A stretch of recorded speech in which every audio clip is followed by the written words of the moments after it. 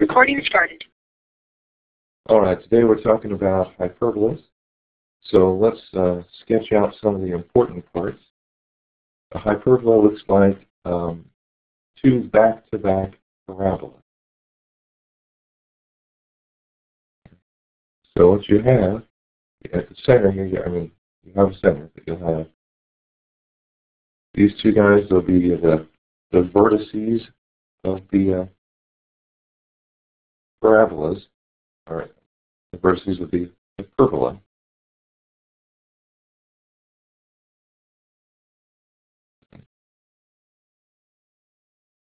You'll also have little foci like you would on the regular parabola, but you'll have two of those.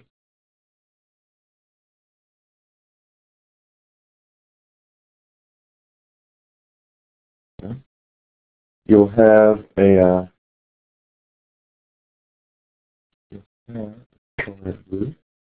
you'll also have this thing. It'll be the line connecting the two vertices, and that line is called the transverse axis.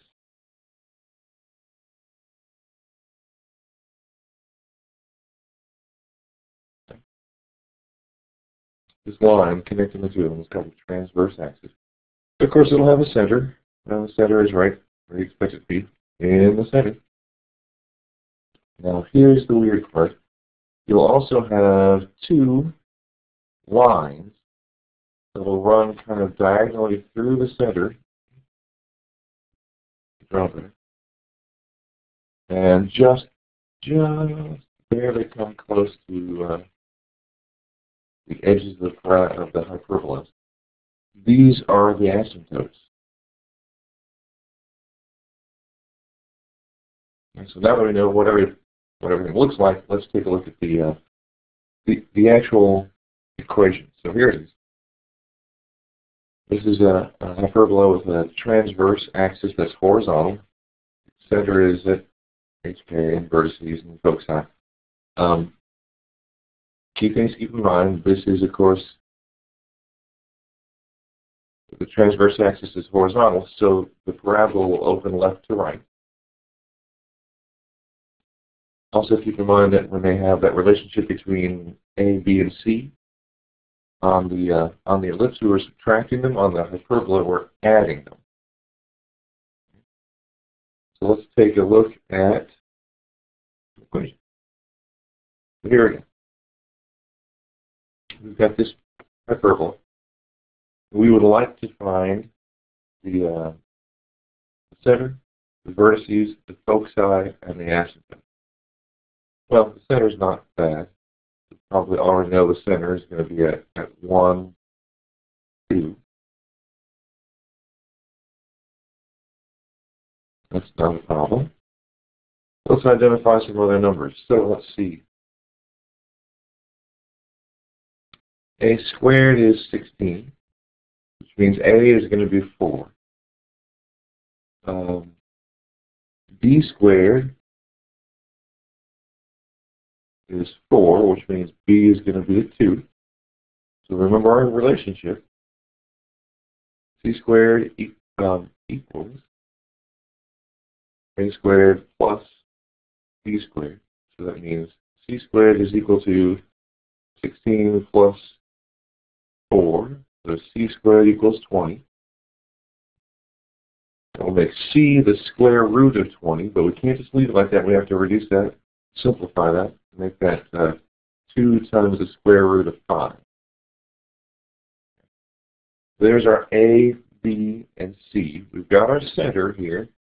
So let's see if we can find the vertices on the foci. A little more room. We'll go here.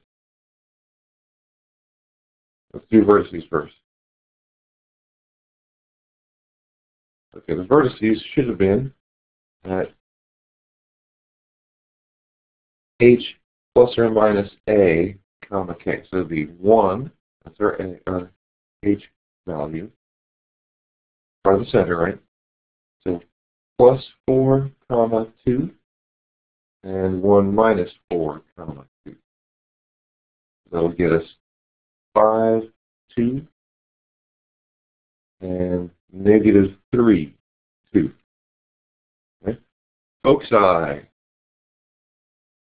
Foci should have been 1 plus the c value, right? So 2 times the square root of 5, comma, 2. And 1 minus 2 times the square root of 5, comma, 2. And leave them just like that. Now let's find the asymptotes. So the first one should have been, well, let me write that out again. It's going to be y equals plus or minus b over a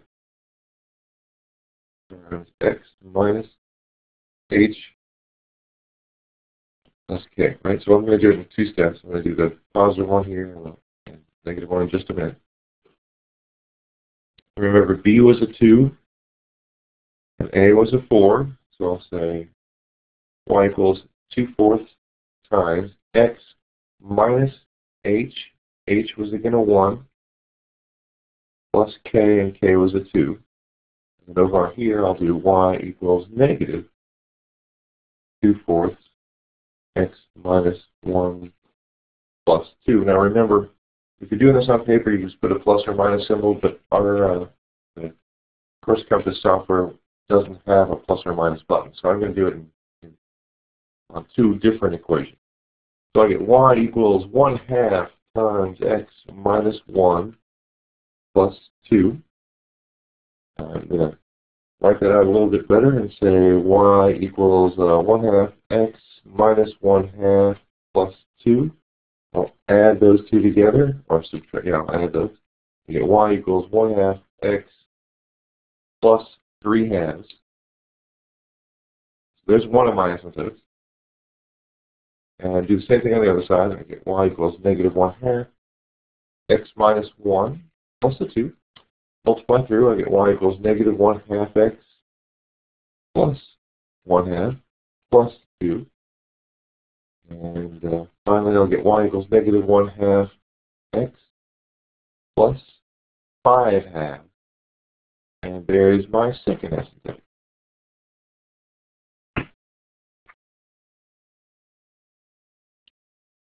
Now, if the transverse axis happens to be vertical, well, we're just going to change the equation a little bit. So here we go. It would look like this. A parabola kind of going up and a parabola going down. When you pair those two, you get one hyperbola. A couple things to notice. Things to notice are the equation for the asymptote change. So being b over a, it's now a over b.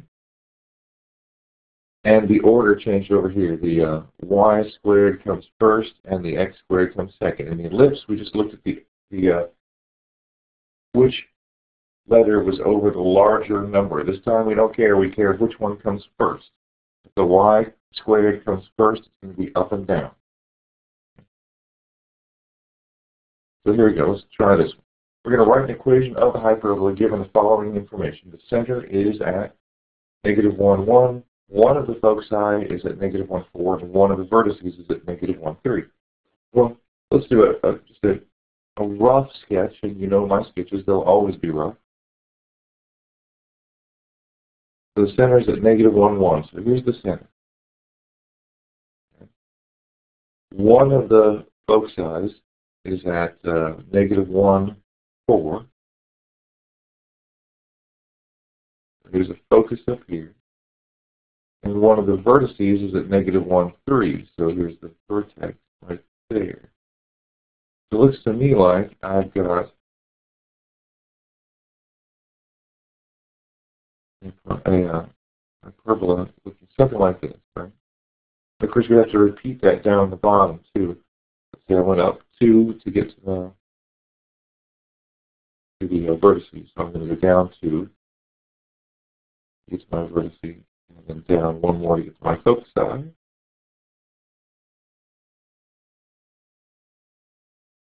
So it looks like I'm going to have a weird parabola like this. Okay, who would believe that I failed out of art school? All right, so the distance from the center up to the foci, that distance is A. which is a 2.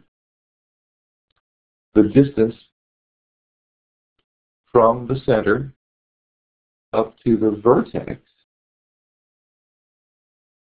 that distance is B.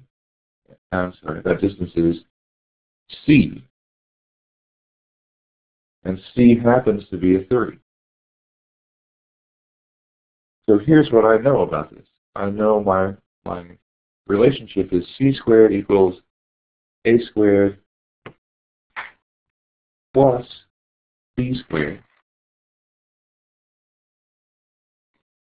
C is 3, so it's going to be 3 squared equals 2 squared plus B squared. So I'll say 9 equals 4 plus B squared. Subtract 4 from both sides, and I'll get 5 is equal to B squared, right? Now most of you will be assuming that I'm going to take the square root of both sides, but I'm not. I'm going to leave it just like that, because I think my equation, I don't care. So let's change pen colors, and let's start to write out this equation, remembering the center is at -1, 1, and it goes up and down. So here we go. Since it went up and down, I know the y's have to come first, so I'll say y minus 1 squared. It's going to be over something. I don't know what that is yet. Minus x minus a -1 squared over something again. I don't know what that is yet. Equals a 1. Now remember what this number's got to be a squared. Well, a squared was a 4.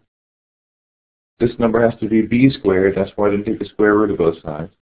B squared is a 5. Let me rewrite that just a little bit. Say y minus 1 squared over 4 minus x plus 1, right? The 2 minuses in a row make it a plus, squared over, whole thing, over 5 equals a 1. And there we go. We've written out the equation for that hyperbola with the given information.